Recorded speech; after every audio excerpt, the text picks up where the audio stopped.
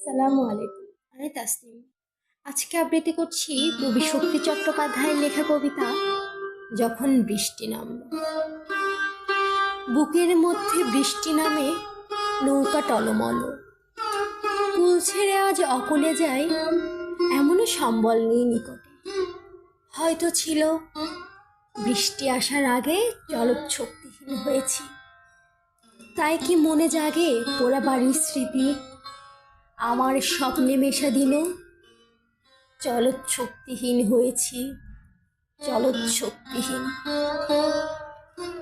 বৃষ্টি নামলো যখন, আমি উঠোন পানে একা দৌড়ে গিয়ে ভেবেছিলাম পাবো তোমার দেখা।